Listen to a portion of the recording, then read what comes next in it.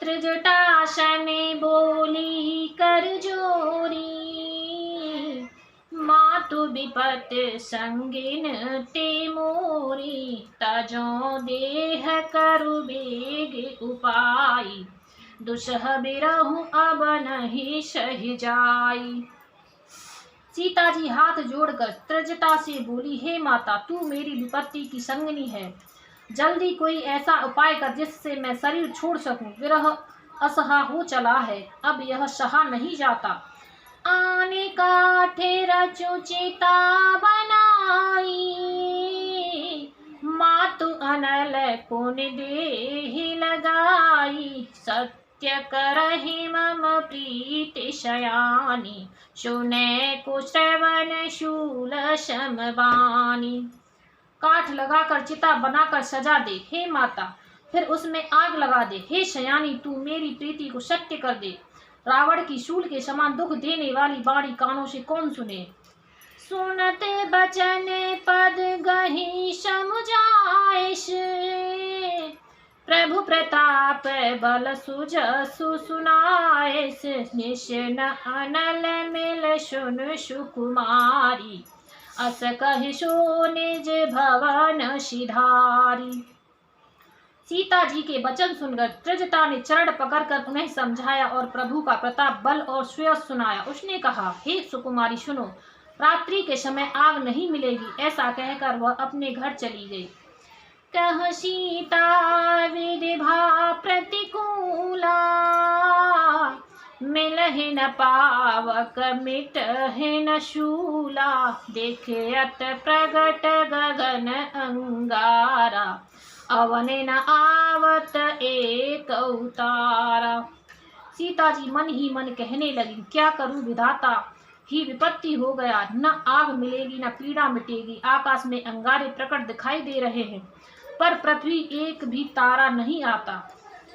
पावक माया शशि स्रवत नागी, मानहु मोहे जाने हत भागी, सुनहि विनय मम बिटप अशोका, सत्य नाम करु हरु मम शोका।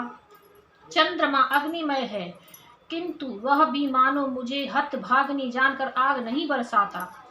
हे अशोक वृक्ष, मेरी विनती सुन, मेरा शोक हर ले और अपना अशोक नाम सत्य कर।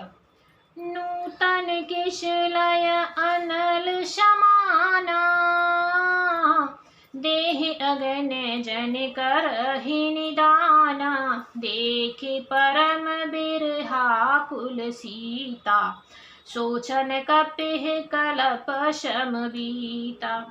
तेरे नए कोमल पत्ते अग्नि के समान हैं। अग्नि दे, विरह रोग का अंत मत कर, अर्थात विरह रोग को बढ़ाकर सीमा तक न पहुंचा।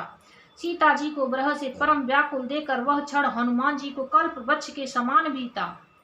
कपि हरि हृदय विचार दीन, मुद्र का डारे तब जन अशोक अंगार दीन, हर्ष उठ कर गहे सियावर रामचंद्र की जय, पवन सुत हनुमान की जय, उमापति महादेव की जय। राम सिया राम जय जय राम, राम सिया राम जय जय राम। तब हनुमान जी ने हृदय में विचार कर सीता जी के सामने अंगूठी डाल दी, मानो अशोक ने अंगारा दे दिया। यह समझकर सीता जी ने हर्षित होकर उठकर उसे हाथों में ले लिया। तब देखी मुद्रिका मनोहर, राम नाम अंकित अति सुंदर, चकित चितव मुद्री पहचानी, हर्ष विषाद हृदय अकुलानी। तब उन्होंने राम नाम से अंकित अत्यंत सुंदर एवं मनोहर अंगूठी देखी। अंगूठी को पहचान कर सीता जी आश्चर्यचकित होकर उसे देखने लगी और हर्ष तथा विषाद से हृदय में अकुला उठी। जीते को सकै अजय रघुराई, माया ते असे रचे नहीं जाई, सीता मन विचार कर नाना, मधुर बचन बोले वो हनुमान। वे सोचने लगी, श्री रघुनाथ जी तो सर्वथा अजय हैं, उन्हें कौन जीत सकता है, और माया से ऐसी माया के उपादान से सर्वथा रहित दिव्य चिन्मय अंगूठी बनाई नहीं जा सकती। सीता जी मन में अनेक प्रकार के विचार कर रही थी।